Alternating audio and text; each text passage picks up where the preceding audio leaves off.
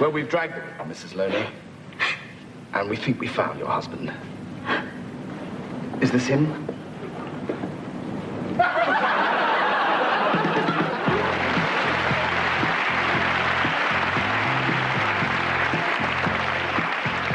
Good evening, Smam. Very good to be here with you again. And tonight I'm grovelling to one of the most extraordinary, how should I put it, Smam, performers of our generation. Ladies and gentlemen, tonight I'm grovelling to Billy Connolly.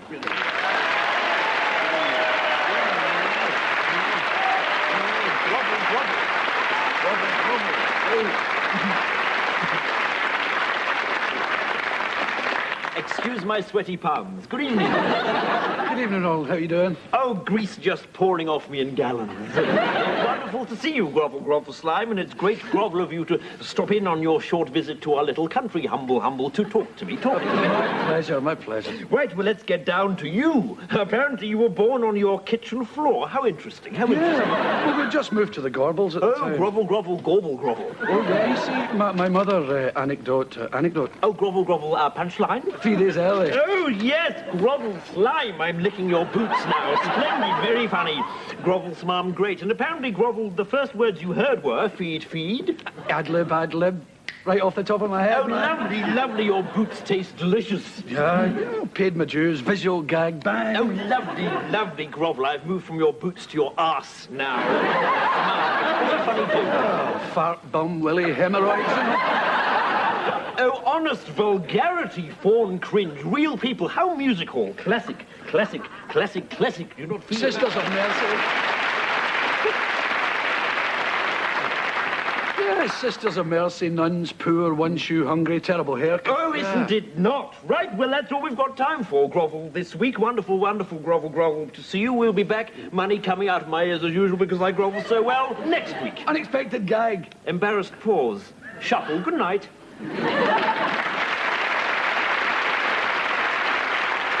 And now, here are the main points again. The Steelmen's Union are preparing for tough negotiations with their new £2 million boss, Ian McGregor. They've paid the National Union of Miners £3 million for Arthur Scargill. Another of Mr. Mugabe's guerrilla commanders has been refused service in a Salisbury hotel for not wearing a tie. The manager was later sacked for not wearing a head. The communist paper The Morning Star, the one with a picture of a plough on page 3, is now well on its way to raising a £50,000 fighting fund. This week it received £5,000 from the Transport Union, £10,000 from the Communist Party, and 17 pence from sales. And Mark Phillips has changed the names of all his horses to Blair Peach. This is so he can kick them without fear of prosecution.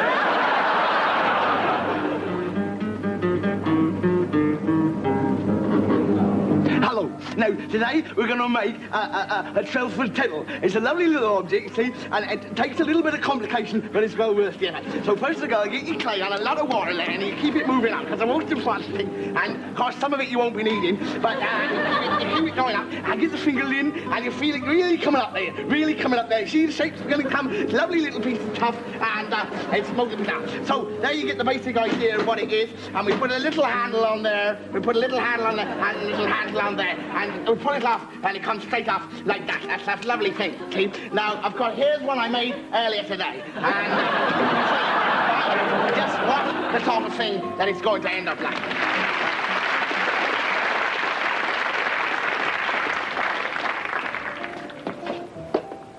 Excuse me.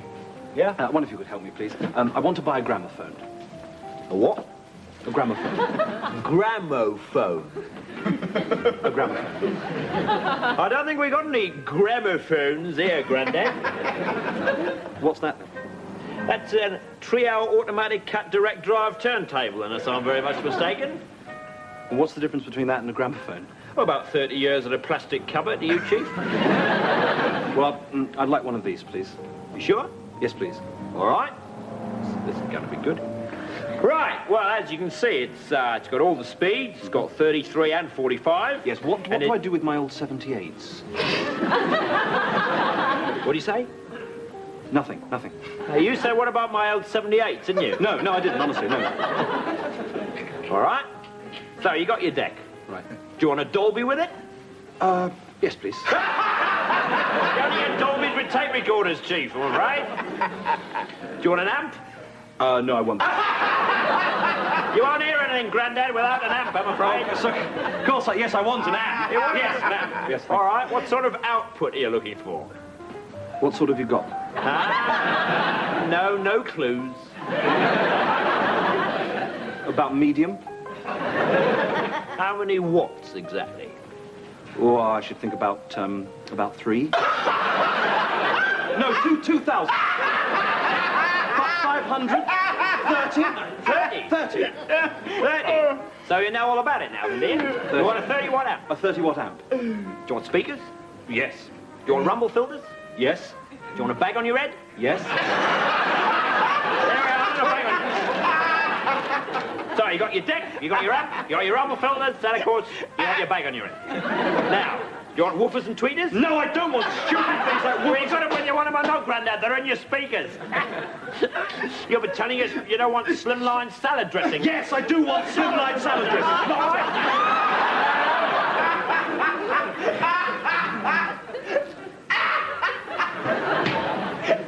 Darling, I'm afraid I didn't have a lot of joy with the gramophone. That's all right, dear. I didn't have much luck with the records either.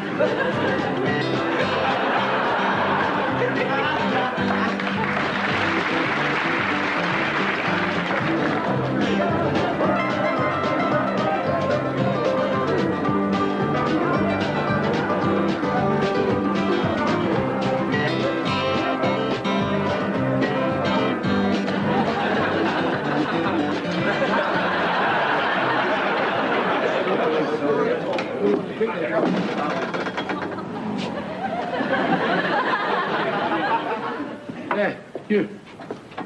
Right. Has Jimmy Chainsaw McPhee been in here tonight? No.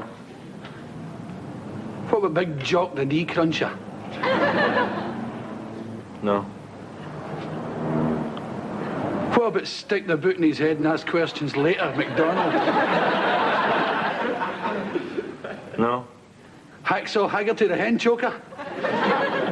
No. Can I have a Campari soda, please? Don't go silly with the ice, no.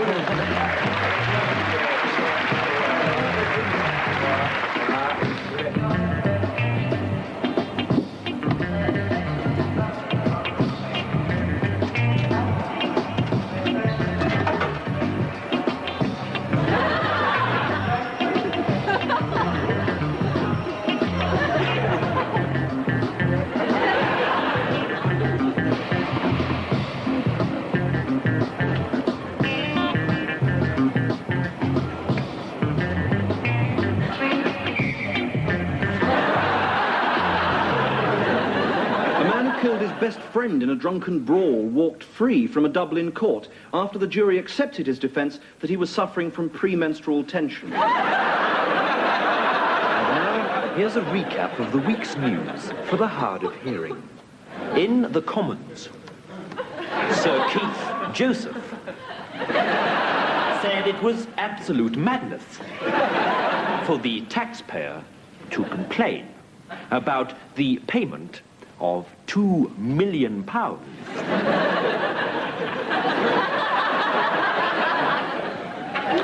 to the new chief of British Steel.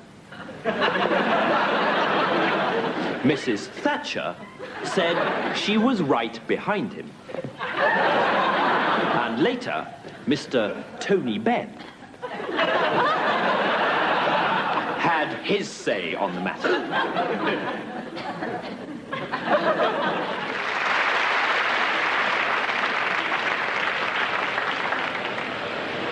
And that's Ludmilla Malnutritionova of the Soviet Union, only 14 years old, just finishing on the beam. And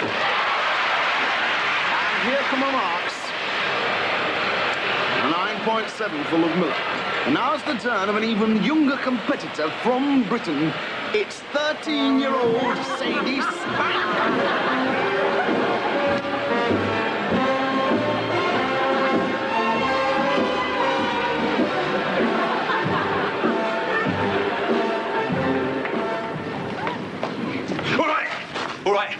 your wallet or I'll blow your stomach out. You must think I'm an idiot. What? You haven't got a gun. I bet that's just a finger you're pointing at me. Oh, yeah?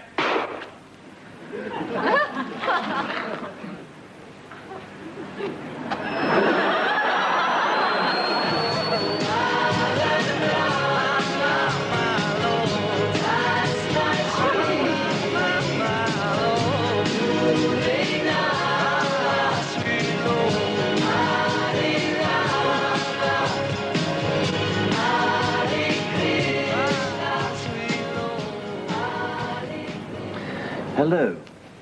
Tonight on I Believe, we continue our look at wider Christian issues and ask the question, the devil, is he all bad? I don't know. I feel in a sense that the devil's had a very bad press, you know? After all, I mean, what is bad? I mean, here we are in Lambeth, you know? I think modern Christians should have a bit less of the get thee behind me, Satan, and more of the come in me, old mate, and have a cup of tea. John? Reverend Mountjoy is an Anglican priest who sympathizes with the plight of diabolists, devil worshippers, who find it difficult to gain acceptance in a Christian world. I don't think there is a problem, really. Well, murdering. Well, yes, except for the murdering. That can make us understand. And, you know, if you get an exceptionally difficult... goat or... Or ox. Yes. Well, of course, you see, then it can make a noise. But you see, the modern-day diabolist, I mean, we're not really mumbo-jumbo Dennis Wheatley types, really. It's more up to date. Exactly. Coffee mornings. Yes, and bring and buy sales and that sort of thing. Bring and buy sales? Yeah, when I say bring and buy sales, it's more sort of murdering, actually. Virgins. Well, yes, you know, rape, coffee. Yeah, well, I mean, what is a virgin? I mean, I've never met one. No, but seriously. Yeah, I think cautiously I would approve of sacrificing the odd virgin. I mean, fair enough. But what exactly do devil worshippers believe? Well, we believe that Satan, the Prince of Darkness, is Lord of the universe and will destroy Jesus through infernal power. Yeah, obviously, this is a difficult one. I mean, it's a theological grey area. But I think we should keep a broad outlook. I mean, after all, intrinsically, the roots of all religions are the same. Buddhism, for example, is hardly any different from Christianity. And Muslims are exactly the same as Christians, only with more money. So just how many of these people are secret diabolists? And what form does their worship take?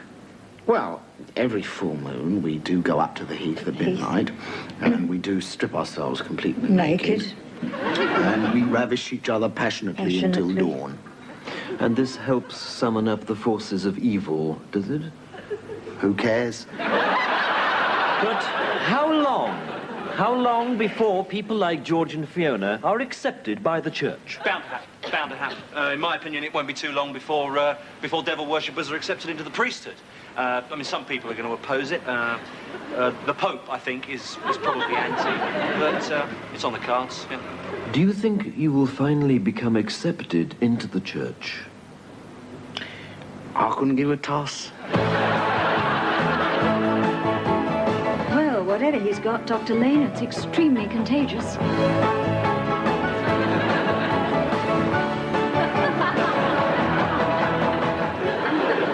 At a luncheon in London today, Mrs. Thatcher was presented with the latest unemployment figures.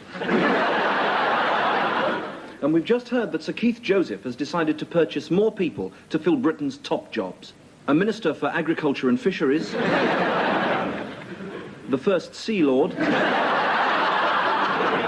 Chairman of the IBA, and 5 new police commissioners. The Royal Defence Strategist has announced that he has analysed the reason for the current behaviour of the USA. He says the Americans are trying to make up for the fact that they were late for the last 2 world wars by being really punctual this time.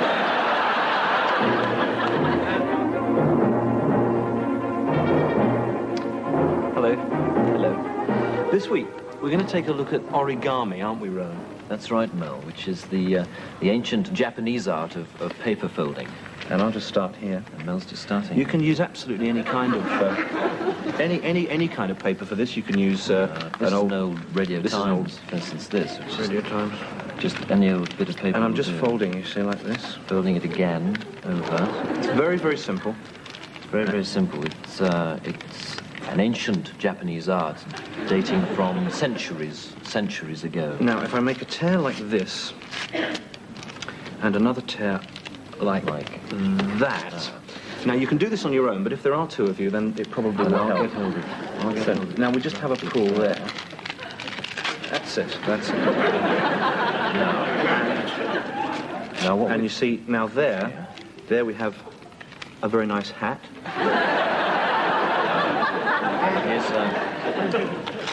here's a little bracelet.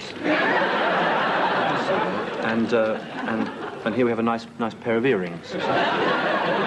And of course, a moustache. Moustache.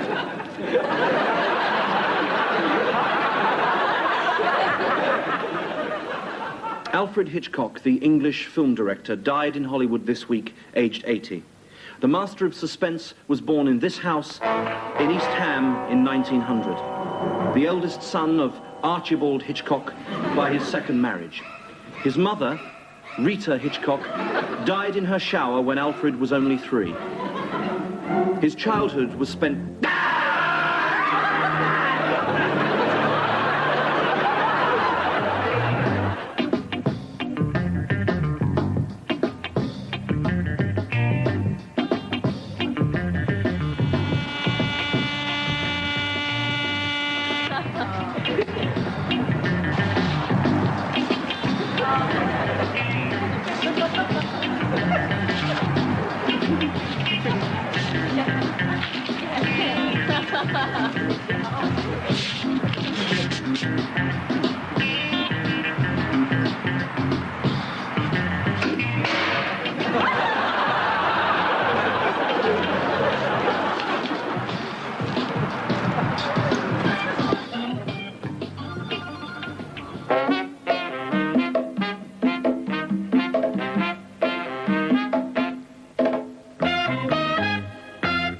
Well, hello, and tonight I'm talking to Billy Connolly, a well-known Scottish comedian.